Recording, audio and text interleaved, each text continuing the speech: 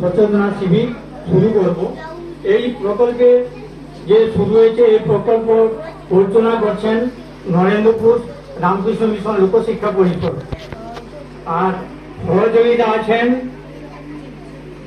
Tata asset management private limited Mumbai. এছাড়া আমাদের তাম্রলিপ্ত গুচ্ছ সমিতি সাহায্যকারী হিসাবে এবং পরামর্শদাতা হিসাবে সর্বোপরি আমাদের উপর রয়েছে। আজকে যে প্রোগ্রাম হবে এর সাবজেক্ট হচ্ছে নিউট্রিশন এডুকেশন ডেমনস্ট্রেশন প্রোগ্রাম, পুষ্টি সচেতনা। এই নিয়ে আজকে আলোচনা হবে।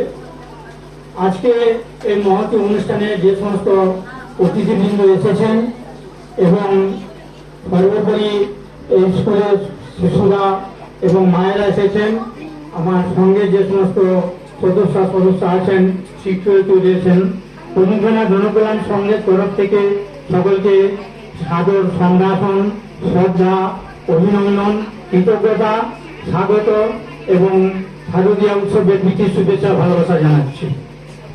আজকে এই অনুষ্ঠানটি আমাদের শুরু হওয়ার কথা ছিল দুটোতে, যেটা বলেছিলাম মায়েদের, কিন্তু কার্যকারণবশত এই সময়টা এত প্রোগ্রাম বেশি, যার জন্য সময় মতো আমরা অনুষ্ঠানটা করতে পারি না। এজন্য আমি দুঃখিত। আমরা যাই প্রোগ্রাম শুরু করবো। এরপরেও আমাদের দুটি প্রোগ্রাম রয়েছে। এক হচ্ছে, যেহেতু পুষ্টি বিষয়ে আজ আলোচনা, এই স্কুলের শিক্ষকগণ খিচুড়ি পুষ্টি বিষয়ে রান্না করেছেন, তারা এই সমস্ত শিশুদের এবং মায়েদের আমাদের প্রদান করা হবে। এরপর আমাদের রয়েছে নরেন্দ্রপুর রামকৃষ্ণ মিশনে, ওরা পুজোর সময় মহারাজ প্রত্যেকটি ছেলে মেয়েদের মিশন যে সমস্ত স্কুল ছেলে মেয়েদের পোশাক, পুজোর পোশাক দেন, তাতে বাচ্চারা একটু আনন্দ পায় পুজোর সময়, সেই জন্য প্রতি বছর দিয়ে থাকেন।